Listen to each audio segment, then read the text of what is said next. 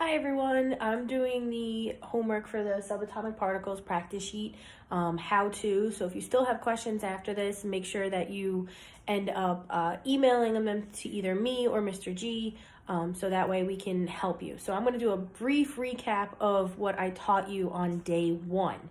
Okay, so the first thing is, and I'm just going to bring you guys over here, all right, is that right here is our subatomic particle practice sheet homework. Now we did the first two together. Not sure if anybody actually saw it, but I did post for you the answer sheet to make sure that you are checking your answers with the distance learning lesson number 2. So when we're looking at this, we need to have our copy of a periodic table, whether you printed it out like I have mine here, it's nice and big. Or if you have one online, that is totally fine. All right, so let's look, right? So the first thing is it says atomic symbol. Atomic symbol is going to be any of these letters, whichever one it is, which represents a different element. And remember, you should have memorized pretty much the first 40 plus the ones that are on the last page of the reference table and the first page of the reference table, which some of them are mixed in together.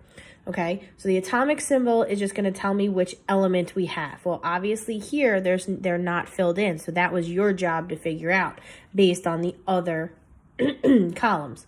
The atomic number is going to be the number right here, okay, when you're looking at it, right? That's also going to be the number of protons. That's going to tell me exactly which element it is and also how many protons they have, so how many positive charges they have. Protons and neutrons make up that nucleons that we were talking about, right? Neutrons are going to be electrically neutral, but when you are looking at this, in order to get the number of neutrons, you need the atomic mass or vice versa, because the atomic mass is the number of protons plus the number of neutrons. Okay, so we did the first two together. Let's go over something like the third one here. The third one, all you're given is the number of protons and the number of neutrons. Well, that gives me a lot of information because the number of protons is going to be the same as the atomic number, right? Which is then you look here on your reference table and you realize that it's number 31 gallium. Right? So right here, you would put the G, capital G, lowercase a, and that's really important. It's a capital G and a lowercase a, okay? You cannot write it as a capital G with a capital A. If you do that, it is absolutely incorrect, okay? It's very, very, very important that you look at that. All right, and then the atomic mass is just going to be 31 plus 37, so that should be 68, okay? Moving right along, let me just look at the other ones. All right, well, this one for lead is a little bit more difficult because you're not given the atomic number, you're not given the protons, you're not given the neutrons, but the amount of information that is given here is enough. Okay, because lead, you can look at your reference table and find out that it is number 82. That's the atomic number right there. So you would put an 82 here, which is also equal to the number of protons. So this should be an 82 and that should be an 82, right? Well, how do I find the number of neutrons? Well, you're given the mass, all right? And it's 207. So if I take 207 and I subtract the number of protons, I will get the number of neutrons, okay? Like I said before, if you still have any questions on what's going on, please feel free to email us. We're trying to stay on top of our emails, or you can comment on Google Classroom as well. If you want me to go over even further on this, just like I said, email me. I'm trying to figure out when I can give you guys like office hours so that way I can meet you online and just go over this stuff. I'm working that out with Mr. McLaughlin right now. Okay, well, I hope everyone stays safe and I'll go over distance learning homework number 2 in a little while. Bye guys. You're surviving day 2. I'm going to go over the homework that I gave you for the distance learning day 2. Again, here's the homework. Here's our periodic table, and there's my coffee just in case. Okay, so in case you guys missed my humor. All right, so basically, we're going to identify the difference between an ionic and a covalent bond, okay? Ionic means that we have just a metal with a nonmetal, and covalent means that I have two or more nonmetals.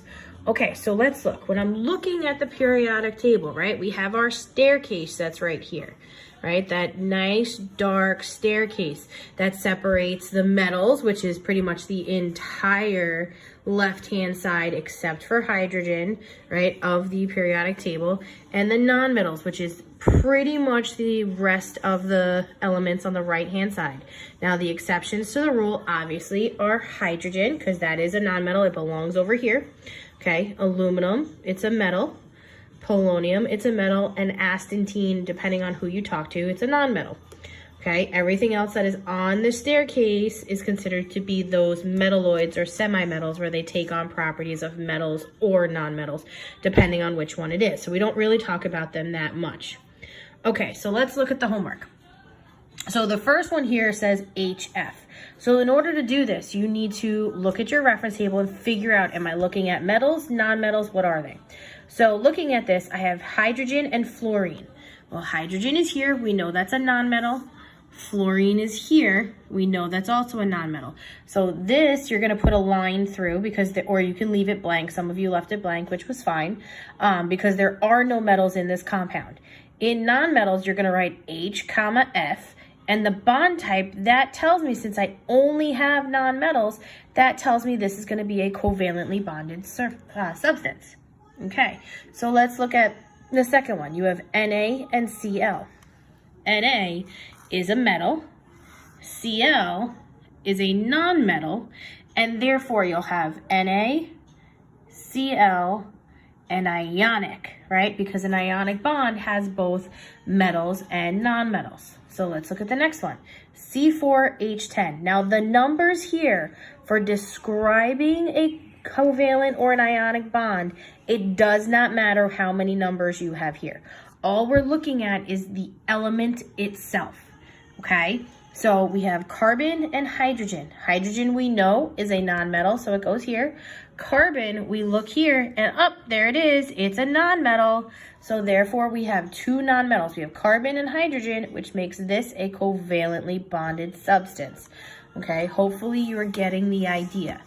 All right, so let's look at number 4. We have aluminum and we have oxygen. Now look where aluminum is here.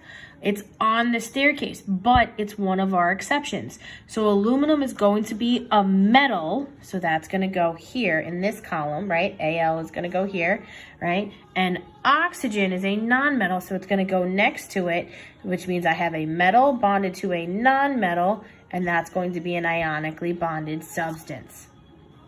Okay, so we have carbon and bromine. Carbon is a nonmetal, which we learned up here in the C4H10, right? So it's gonna go here. Bromine is located here, also a nonmetal, so that is a covalently bonded substance. Sodium sulfide. We have sodium, which is a metal, and we know that from the NaCl one we did above, right? And sulfur is over here, you know, that substance that can kill me. Okay, so that is a nonmetal. So you have a metal bonded to a nonmetal, and therefore that's an ionically bonded substance. All right, so now we're getting into ones that you've never seen before. You have SrN2, okay? N we know is nitrogen. It is right here, it is a nonmetal. So let's look for Sr.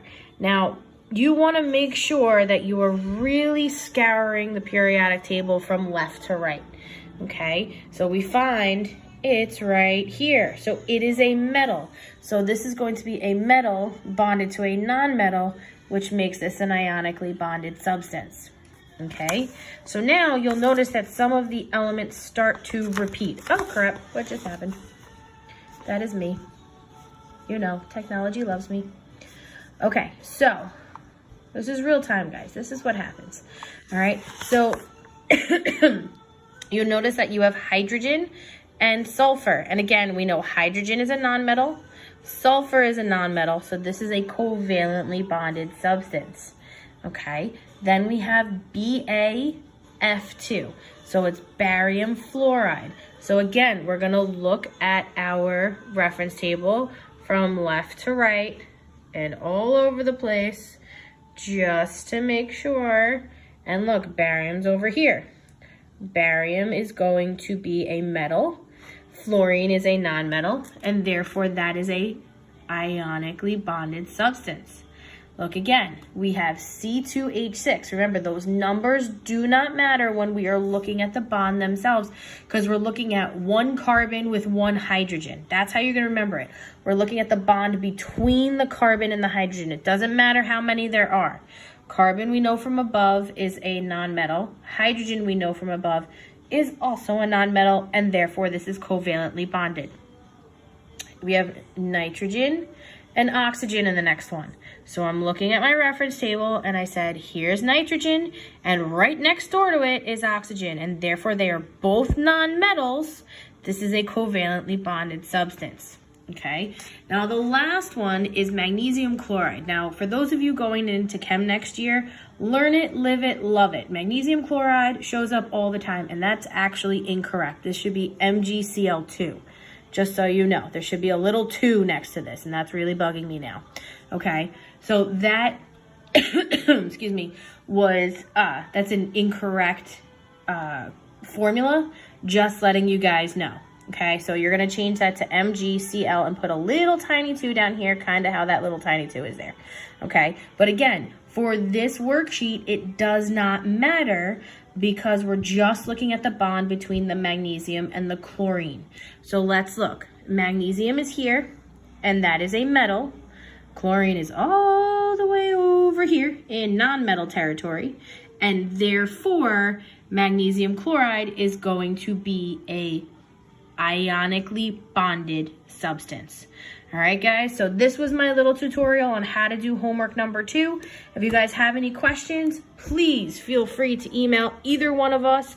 If it's a question directly for me and you email Mr. G, he's obviously going to tell me. Okay, so it's okay. You can write, hey, can I talk to Mrs. G? Or hey, can this be asked to Mr. G? We are both here to support you guys. Just do not hesitate to ask. I know this is a scary time, and I know that learning this stuff on your own is not easy, but that's what we're here for. We're here for you guys in school. We're here for you out of school. All right, guys, miss you guys, and hopefully I'll hear from you soon. Peace. All right, guys, I'm going to go over the homework for day 3. I know there were some difficulties uploading, but don't worry about it. Just listen, pay attention, and I'll give you guys the answers. All right, so the homework last night was relatively easy. You had to answer these questions. You had to say, is it a mineral or is it not? And you had to give me a reason why. So the first one, is wood a mineral? Well, if we look at the points that we have above, it's naturally occurring. It comes from, things that naturally exist on the earth. So that part works. But is it inorganic? No, it's not. It comes from a living thing. Wood comes from trees. Trees are alive. Therefore, it is not a mineral. Throw that one out. Question 2, is table salt a mineral? Okay, is it naturally occurring? Yes, table salt's naturally occurring. It's mined. Technically, you can make it, but you can mine it out of the ground. So, it is naturally occurring. Is it inorganic? Well, table salt is NaCl, or sodium chloride. So, it does not have carbon, hydrogen, or oxygen bonded together. It doesn't come from a living thing. So, we're good. Is it a solid? Yeah, you felt salt in your hands. Okay, does it have a chemical formula? Yes, NaCl. Does it have an internal crystal structure? It does have an internal crystal structure. You could see it as the little cubes that you tend to get. So, therefore, table salt is a mineral. Is water a mineral? Okay, now this one's a little tricky. It's naturally occurring, yes. It's inorganic technically because it does have hydrogen and oxygen, but it doesn't have the carbon in it. But it is not a solid. This is talking about liquid water. Therefore, it is not a mineral. Question 4, is ice a mineral? Yes. Okay, it's naturally occurring, it's inorganic, it is solid, it has a definite chemical formula, H2O, and it has an internal structure when it freezes and becomes ice. So it is a mineral. Okay, is an ice cube a mineral? Okay, an ice cube, if we make it in our freezer, therefore it is man-made, so therefore it is not a mineral. Is bone a mineral? It's naturally occurring, yes, but it is most definitely organic. Okay, it comes from living things, so it's not. And is dirt? Dirt is a solid, okay, but it doesn't have a chemical formula. There's different forms of dirt. It doesn't have a crystal structure. It has organic stuff in it. It has the decaying plant material. It has decaying organic material. Dead things turn into soil and dirt. You have earthworms, ants, all sorts of stuff like that. It is naturally occurring, but it only hits one of those points. Therefore, it is not a mineral. All right, guys, I hope this helps with the homework.